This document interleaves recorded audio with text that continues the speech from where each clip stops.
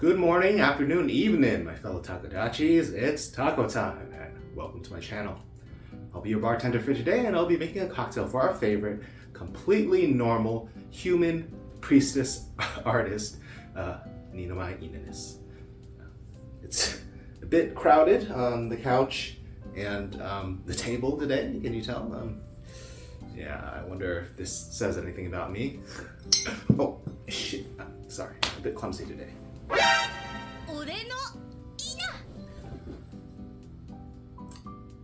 You ever get the feeling like you're being watched? What am I saying? You guys are watching me.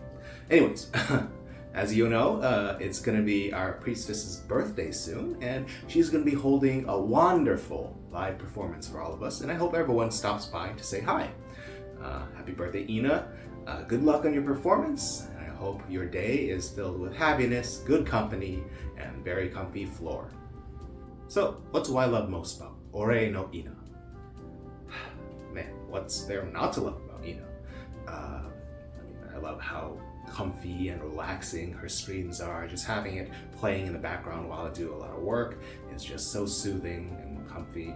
I can really relate to her aversion of touching grass and her deep desire to lie about on the floor. I think that's something that's found deep inside many of us, and she's just like us, for real, for real. Her puns are also top tier, even though many of them make us want to go, enough. And there's also so many iconic moments in the history of Ina, such as tomorrow and Ina's back. And that was probably my favorite Ina moment of all time. She's also just super talented in art, even though she always says that art is so hard. I also appreciate just how much effort she puts into her original songs and MVs, and how they all come together to tell a story. Yeah, the lore just keeps getting deeper and deeper with each release. And I can also appreciate just how she always tries to make her merch very practical, like this backpack over here, and she always tries to keep the cost very low and affordable for all of her fans. She's just so considerate of all her takodachis.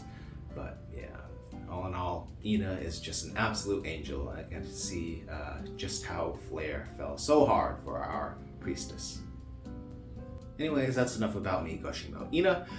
Let's talk about today's cocktail and the ingredients. So, as you may know, Ina has a certain fondness towards certain beverages, such as Red Tako and Dr. Oopsie, among many others, and I really wanted to incorporate those flavors into today's cocktail. So, with that in mind, today's drink is based off of the classic cocktail known as the Cuba Libre. And this is quite a simple drink, but I think that also fits in with Ina's personality, as she tends to want to keep things as simple as possible.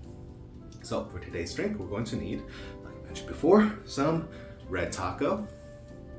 This is probably Ina's favorite energy drink, or so I've heard, and I really enjoyed the Halloween repeat episode where Ina was cleaning out her room and throwing out an ungodly amount of empty cans, many of which were this bad boy right here.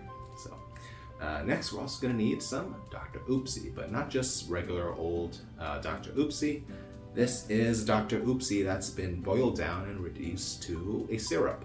So I don't think they actually sell the actual soda syrup to public, to consumers. So what you have to do is you take a bottle of Dr. Oopsie and you boil the hell out of it until all the water content seeps out, and you're left with a more syrupy consistency.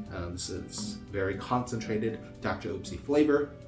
So yeah, you boil it until you get the flavor and consistency that you're happy with. Next, we know that Ina serves the ancient one, so I have here some Kraken Spiced Dark Rum. I figure the Kraken is a good proxy for the tentacled gods that Ina serves, and this has a lot of spicy, rummy notes that will serve as the base of our Cuba Libre, and the color is quite dark, which goes well with the void-like theme that we have going on today. Next, I also have limes as the ingredient. Both as a garnish and an ingredient. Red Tako is quite tart, quite acidic on its own, so some people might find that that's enough sourness in their drink. But for me, I really like the citrus, so I'll be using the lime in our drink today. Next, we're also going to need some Angostura bitters and saline solution. Now let's make the cocktail. So traditionally these were made straight in the glass as they were so simple. So I have here a chilled highball glass, and we're going to add ice into it, fill it up with ice. Next we're going to add 1.5 ounces of our Kraken. Next we're going to fill up our glass with about 3 to 4 ounces of Red Bull. Then we're going to add 1 ounce of our Dr. Oopsie Syrup. Now we add 2 dashes of our Angostura bitters, and then 2 drops of our saline solution. Now for garnish, we're going to add our wedge of lime here to the side. And we're also going to add this cherry with an umbrella on it, as Ina'nis Ch has her iconic parasol, which I really like. And there you have it. I present to you the 15th WA. We are hungover. So make sure to drink responsibly so you can stay under the category of we are healthy category of WA. As you can see, we have a drink as pitch black as the void, and it's infused with all of the things that our priestess loves so much, such as red Tako and Dr. Oopsie, and we've got her iconic parasol that I really enjoy from her ending screen. And I hope this drink managed to capture just the very essence of the ancient ones, and I hope if Ina ever sees this that it makes her want to say, we are happy.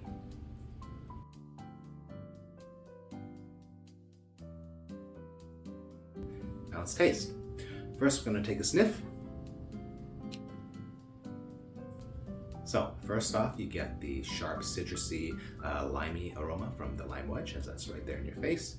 Then you get more of the herbal spiciness from the Angostura bitters, as that's floating right on top.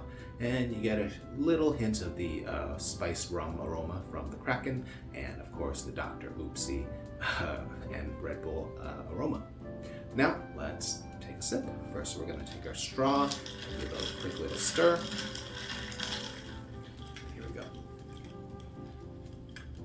So up front you get that Dr. Oopsie flavor. I'm not quite sure what exactly the 23 different flavors of Dr. Oopsie are, but I've heard that cherry is the most prominent, along with vanilla and other spices.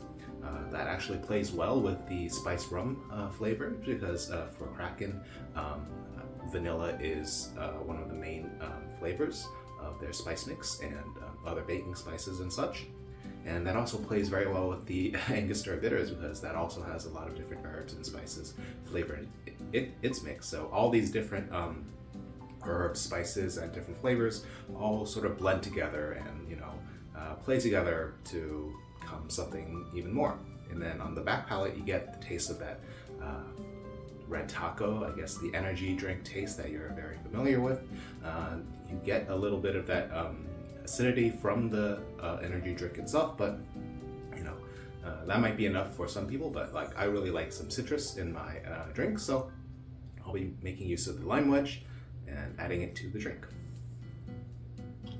Okay, then as is tradition with a Cuba Libre, you just drop that spent lime inside the drink and sort of mix it around. Okay, now let's have another taste. Okay, so that's quite surprising. The lime actually did a lot. I wasn't expecting it to change the flavor so much, but it actually lifts up a lot of the other flavors that were sort of hidden down. And actually, the drink tastes a bit sweeter now, despite adding more like a sour element to it, but that citrus really lifts up the other flavors. I taste a lot more of the vanilla and other sweetness from the rum, and the other flavors from the Dr. Oopsie as well, and it lifts up the energy drink flavor as well, since that was the main like sour element. So it really combined with the energy drink to bring it out even more. So I think that citrus really elevated a lot of like the flavors that were sort of hidden deep down. So I think I do recommend it, even if you maybe you don't like too much acidity in your drink, but it really does like make a difference. But yeah, overall this is quite a refreshing, simple to make drink, and it'll give you the energy to gruel away at 10 hours at your next art project or whatever. So I recommend you to try this if you have the means. But anyways, thank you for watching. Please leave your birthday wishes for Ina in the comments down below. If you have an idea for a takodachi themed cocktail, please let me know. Happy birthday, Ina. I hope the chuni doesn't take over your soul. And I hope to see you in the next video. Cheers, and thank you.